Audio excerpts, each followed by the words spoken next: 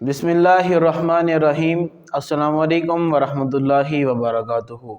नाज़रीन, मैं हूं आपका मेज़बान मोहम्मद तैयब कबीर और आप देख रहे हैं हमारा यूट्यूब चैनल सैफुल इस्लाम। नाज़रीन कराम, 27 रमज़ान मुबारक शब कदर, जो कि हज़ार रातों से अफजल तरीन रात है, जिसकी अहमियत और फजीलत जानने के लिए हम हज़रत अल्लामा हाफ़िज़ अब्दुल क़दीर रशाई साहब से मदऊ होंगे और इनसे आज की इस बबरकत रात के बारे में हम गुफ्तगू करेंगे, इसकी अहमियत और फजीलत जानेंगे। अस्सलाम वालेकुम वरहमतुल्लाह। हज़रत अल्लामा साहब, कैसे मिजाज हैं आपके? बहुत अच्छा। अल्लामा साहब, ये बताइएगा कि शब कदर की अहमियत और फजीलत क्या है इस्लाम की? बिस्मिल्लाहिर्रहमानिर्रहीम। इसकी फजीलत का अंदाज़ा इस बात से लगाया जा सकता है कि बाकी भी हर चीज़ की अहमियत अपनी जगह, लेकिन कुरान करीम वल फुरक़ान हमीद में शब कदर के हवाला से पूरी सूरत का नुज़ूल हुआ है, जो हज़ार महीने से बेहतर है। अरे अल्लामा साहब, ये बताएं कि जो शब कदर की जो रात है वो कौन सी रात है? हजूर का फरमान है कि शब कदर को रमज़ान मुबारक के आखिरी अशरे की ताक रात तुम्हें इसको तलाश करो। तो ये ताक रातें कौन कौन सी हैं? ताक रातें 21 की रात, 23 की रात, 25 की रात, 27 की रात और 29 की रात है। शब कदर को रज़ी अल्लामा साहब पोशीदा रखने की हिकमतें क्या हैं? इसकी हिकमत ये है कि हमारे बुज़ुर्ग फरमाते हैं कि रहमत हक़ बहाना में जो है, यानी अल्लाह तबारक तआला की रहमतें बहाना ढूंढती है कि किसी तरीके से आदमी मेरी तरफ आए तो मैं उसको अपनी रहमत बरकत का नज़ूर करूँ। एक ये भी है कि आदमी से अल्लाह तबारक तआला की ज़ात 70 मऊ से ज़्यादा प्यार करने वाली है, तो रब ये चाहता है कि मैं अपने बंदे पर अपनी रहमत व बरकत का नज़ूर करूँ। तो इस वजह से इसको पोशीदा रखा गया ताकि बंदा ज़्यादा से ज़्यादा मेरे एक रात नहीं वो मुक़य्यद न जाने, बल्कि ज़्यादा से ज़्यादा वो मुझे कुर्ब का ज़रिया तलाश करे मेरी बारगाह में आने का। सुभान अल्लाह। तो अल्लामा साहब, ये बताएं कि हमारे यहाँ एक तासुर दिया जाता है कि 27वीं रात ही शब कदर की रात है, इस वाले से आप क्या कहेंगे? इसमें बुज़ुर्गान दीन की राय ये है कि इस सूरत मुबारक में जो कुरान करीम वल फुरक़ान हमीद की लैलतुल क़द्र के हवाले से नाज़िल हुई, इन्ना अंज़लना फ़ी लैलतुल क़द्र, लैलतुल क़द्र के ये 3 जुमलों के का मजमूआ है और इसके लफ्ज़ के एतबार से गिनती 9 आती है। तो उन्होंने 9 को 3 से ज़रब दिया जाए तो 27 का हिस्सा आता है। तो इस वजह से बुज़ुर्गान दीन का मौक़िफ़ ये है कि ये 27वीं की तरफ इशारा है कुरान करीम वल फुरक़ान में। सुभान अल्लाह। तो अल्लामा साहब, जैसे कि 27वीं रात जो है इसमें कुरान पाक का नज़ूल भी हुआ है, तो कुरान पाक की शान और अज़मत पर, इसकी फ़जीलत पर कुछ बयान फरमा दें। आप कुरान करीम वल फुरक़ान हमीद की फ़जीलत इस बात से अंदाज़ा लगा सकते हैं कि लैलतुल क़द्र का तारफ़ भी जो है कुरान करीम वल फुरक़ान हमीद में नज़ूल कुरान के हवाला से हुआ और रमज़ान का तारफ़ भी नज़ूल कुरान से हुआ। मिसाल के तौर पर इन्ना अंज़लनाहु फ़ी लैलतुल क़द्र, कि ये बड़ी अज़मत बरकत रहमत वाली रात है। इस वजह से कि इस पर कुरान करीम वल फुरक़ान हमीद का नज़ूल हुआ। रमज़ान के हवाला से भी रमज़ान का तार रब ने फरमाया कि शाहुर रमज़ान अल्लज़ी उन्ज़िला फ़िल कुरान, कि ये रमज़ान बड़ी अज़मत वाला महीना है, बड़ी बरकत वाला महीना है, इस वजह से कि इसमें कुरान करीम वल फुरक़ान हमीद का नज़ूल हुआ। तो हदीस के एक हदीस में आपके गोश गुज़ार कर दूँ, ये हज़ूर का फरमान है कि फ़ज़्लु कलामिल्लाहि अला साइरिल कलाम क फ़ज़्लिल्लाहि अला ख़ल्क़िही, कि कुरान करीम वल फुरक़ान हमीद की फ़जीलत तमाम कलामों पर ऐसी है जैसा कि अल्लाह तबारक तआला की फ़जीलत उसकी मखलूक पर है। बेशक। तो अल्लामा साहब, एक मेरा सवाल ये भी आपसे कि जैसा कि आज के दौर में कुछ लोग ऐसी नापाक जसारत करते हैं कि कुरान पाक को जलाने की कोशिश करते हैं, नाउज़ु बिल्लाह, और कुरान पाक की गुस्ताखी करते हैं, जैसा कि हाल ही में कुछ दिन पहले जहलम में एक वाक़या हुआ है कुरान पाक को जलाने का, तो इस हवाले से आप क्या कहेंगे? ये एक यहूद व नसारा की बहुत बड़ी साजिश है जिसको हम सब को मिलकर इसका कला कम करना होगा, क्योंकि कुरान करीम वल फुरक़ान हमीद अल्लाह तबारक तआला की बड़ी मुक़द्दस किताब है। तो इसका वैसे तो इसका ज़िम्मा अल्लाह तबारक तआला की ज़ात ने लिया है। यहूद नसारा कुफ़ार मुशरिकीन जो भी हरकतें करें वो सिर्फ़ لائٹ کے سامنے پھونکے والا بھی بات ہے، کیونکہ انا نحن نزلنا الذکر و انا لہ لحافظون، کہ اللہ تبارک تعالیٰ کا فرمان ہے کہ ہم نے قرآن کو نازل کیا اور ہم خود اس کے محافظ ہیں۔ تو جس کی حفاظت اللہ تبارک تعالیٰ کی، ہماری ذمہ داری بھی یہ بنتی ہے کہ ہم اس کو کی روک تھام کریں زیادہ سے زیادہ، کیونکہ ہمارا تعلق قرآن مجید والفرقان حمید کے ساتھ ہے، کفر کا تعلق نہیں۔ کفر مٹانے کے چکر میں میری کوشش ہونی چاہیے کہ اس کو زیادہ سے زیادہ پڑھا جائے اور اس پہ عمل کیا جائے اور کہ اس کی حفاظت کی جائے۔ بے شک، جیسے کہ علامہ صاحب 27ویں رات کو ہی حفاظ کرام دیگر مساجد میں جہاں جامع قرآن پاک سناتے ہیں، تو تقریباً ہم جیسا کہ دیکھ رہے ہیں اپنے بچپن سے ہی کہ حفاظ کرام 27ویں رات کو ہی قرآن پاک کی تکمیل کرتے ہیں۔ تو ایک حافظ قرآن تراویح میں قرآن پاک سنانے کے لیے بڑی محنت کرتا ہے، ایک پارہ یاد کرتا ہے، اس نے وہ سنانا ہوتا ہے رات کو۔ تو اسلام میں حافظ قرآن پاک کی کیا اہمیت ہے؟ اب اگر معمول کے طور پر ہے کہ حافظ قرآن کو کہیں قرآن پاک سنانے میں کوئی اٹکن پیش آ جائے تو بعض لوگوں نے جھٹک دیتے ہیں، جی آپ نے صحیح تیاری نہیں کی، ایسا ہے ایسا ہے۔ تو حافظ قرآن پاک کی اسلام میں کیا اہمیت ہے؟ بسم اللہ الرحمن الرحیم۔ حضور کا فرمان ہے کہ جو شخص قرآن کریم والفرقان حمید پڑھتا ہے پھر اس پہ عمل کرتا ہے، قیامت کے دن اس کے ماں باپ کو ایسا تاج پہنایا جائے گا کہ اگر وہ تاج دنیا میں لایا جاتا تو اس کی روشنی سورج کی روشنی سے کئی بڑی کار ہوتی۔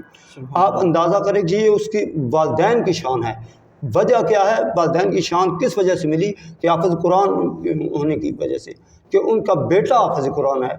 جن کے والدین کو ان کے بیٹے کی وجہ سے اتنا مقام و مرتبہ ملے تو ان کا خود اس حافظ قرآن کا کیا مقام ہوگا۔ سبحان اللہ۔ ایک اور روایت میں آتا ہے کہ حضور رحمۃ اللہ للعالمین شفیع المسلم فرماتے ہیں کہ حافظ قرآن اور عالم دین بعمل جس قبرستان سے گزر جائیں تو 40 دن ان قبروں سے عذاب کو اٹھا لیا جاتا ہے۔ باقی آپ نے جو کہا کہ حفاظ کرام کے ساتھ ناروا سلوک جو کیا جاتا ہے، تو پہلی چیز ہے کہ یہ مقدس کلام ہے، یہ کوئی ایسی کتاب نہیں جو حرفاً کسی بلکہ لکھنے والے کو بھی یاد ہو۔ یہ گارنٹیڈ کے ساتھ بات ہے، یہ ایسا کلام ہے، یہ اللہ تبارک تعالیٰ کی رحمت و برکتوں کا نزول ہے۔ اللہ تبارک تعالیٰ کے کلام ہونے کی وجہ سے اور حضور کے پاس نازل ہونے کی برکت سے یہ ہے کہ یہ ہر فرد کو بآسانی یاد ہو جاتا ہے۔ باقی کوئی جو کتاب لکھنے والا ہو وہ بھی اپنی کتاب لکھ کر حرفاً نہیں سنا سکتا۔ تو یہ قرآن کا ایک امتیازی حسن ہے کہ حافظ قرآن کو ازبر الف لام سے لے کر والناس تک زبانی یاد ہوتا ہے۔ اگر کسی وجہ سے وہ کسی جگہ اس کا متشابہ لگ جاتا ہے اس کو یا بھول جاتا ہے تو یہ اللہ تبارک تعالیٰ کی رحمت کا حصہ ہے۔ یہ بھی کہ حضور کہ جو فرد بولتا ہے وہ اللہ تبارک تعالیٰ کی طرف سے ہوتا ہے، اس میں بھی حکمتیں ہوتی ہیں کہ تاکہ تکبر کا بھی یہ پہلو آ جاتا ہے کہ اگر کوئی حافظ قرآن اس مشن میں ہو کہ آیا میری منزل اتنی مضبوط ہے کہ میں بھول نہیں سکتا، تو اس کو تکبر اس کا زائل کرنے کے لیے بھی کبھی اللہ تبارک تعالیٰ حکمت کے تحت تاکہ اس کی توجہ میری طرف رہے، میری طرف اس کی توجہ رہے، وہ کہیں اور اپنے آپ کو کچھ نہ سمجھے، وہ یہ سمجھے کہ میں اللہ تبارک تعالیٰ کا ماتحت ہوں، میں اللہ تبارک تعالیٰ کے بغیر کچھ بھی نہیں۔ بے شک۔ تو علامہ صاحب جیسا کہ قرآن پاک میں بھی امام الانبیاء صلی اللہ علیہ وسلم کی ختم نبوت کا باقاعدہ اعلان ہوا ہے، اس کی تصدیق ہوئی ہے، تو اس پر جو پاکستان میں ہمارے علماء اور مشائخ کرام نے ختم نبوت پر حضور کی ناموس رسالت پر جو پہرا دیا ہے، اگر ان میں سے کسی کے ساتھ آپ کی اگر ملاقات ہوئی ہو، آپ نے زیارت کی ہو، تو اس حوالے سے پہلے ختم نبوت والے اس میں ایک حدیث بیان کروں گا جو تقریباً بیان ہوتی رہتی ہے کہ لا نبی بعدی ولا امتی بعدکم، میرے بعد کوئی نبی نہیں اور آپ کے بعد کوئی امت نہیں۔ بے شک یہ نبوت کا دروازہ اب بند ہو گیا ہے۔ اب جو بھی نبوت کا اعلان کرے گا یا جھوٹا نبی ہونے کا دعویٰ کرے گا وہ کافر، مرتد اور ذلیل اور مردود بھی اس کو آپ کوئی لفظ استعمال کرتے سکتے ہیں. حقیر سے حقیر کا لفظ اس پہ اطلاق ہو سکتا ہے. کافر اور مرتد تو کنفرم ہے نا. ویسے اس کی اگر توہین امیز کوئی جملہ ایسا ہو جو آپ بولیں تو اس میں کوئی حرج نہیں ہے، کیونکہ ناموس رسالت اور ختم نبوت کے حوالے سے قرآن پاک میں دوسرے مقام پر یا ایھا الذین آمنوا لا تقولوا رائنا وقولوا انظرنا واسمعوا للکافرین عذاب علیم، کہ وہ لفظ جو ذرا بھی گستاخی رسول کا پہلو جس میں نکلتا ہو وہ لفظ استعمال حضور کی بارگاہ میں نہ کرو، بلکہ اچھے لفظ استعمال کرو جس میں آپ کے اوصاف جمیلہ کا ذکر ہو، احسن طریقے سے آپ کے بارگاہ میں پیش ہو. مفسرین کرام یہاں تک لکھتے ہیں کہ جب بھی آپ کی بارگاہ میں ندا کرو تو یا رسول اللہ، یا حبیب اللہ، یا نبی اللہ کے احسن جملوں کے ساتھ پکارو. آگے آپ نے سوال کیا کہ بزرگان دین جنہوں نے ختم نبوت کے حوالے سے کام کیا جن سے میری ملاقات ہوئی، تو ان میں سب سے پہلے جنہوں نے ہمارے پاکستان میں ختم نبوت پہ سب سے اولین کام کیا ان میں عبدالستار خان نیازی صاحب رحمۃ اللہ علیہ، شاہ نورانی صاحب رحمۃ اللہ علیہ، شاہ تراب الحق صاحب رحمۃ اللہ علیہ کراچی والے، جن کا اہل سنت اگر پوری زندگی ذکر کرے تو میں سمجھتا ہوں کہ پھر بھی ہم ان کا حق ادا نہیں کر سکتے. انہوں نے ختم نبوت پہ کام کیا ہے. تو ہر دور میں اللہ تبارک تعالیٰ کے فضل سے ہمارے اسلاف نے خدمات سر انجام دی، ختم نبوت پہ کام کیا. پہلے تو یہ بزرگ جنہوں نے تینوں نے میں کا نام لیا، ان کی زیارت بھی، ان کی خدمت کا بھی شرف ہے. حزب اللہ لاہور میں مجھے شاہ نورانی صاحب رحمۃ اللہ علیہ اور عبدالستار خان نیازی صاحب رحمۃ اللہ علیہ کو کھانے کھلانے کا شرف حاصل کیا. یہ میرے جو اعزاز کی بات ہے کہ میں جو فخر کے طور پر کہہ سکتا ہوں کہ مجھے ان بزرگوں کی زیارت بھی ہوئی ہے اور خدمت کا شرف حاصل ہوا. سبحان اللہ.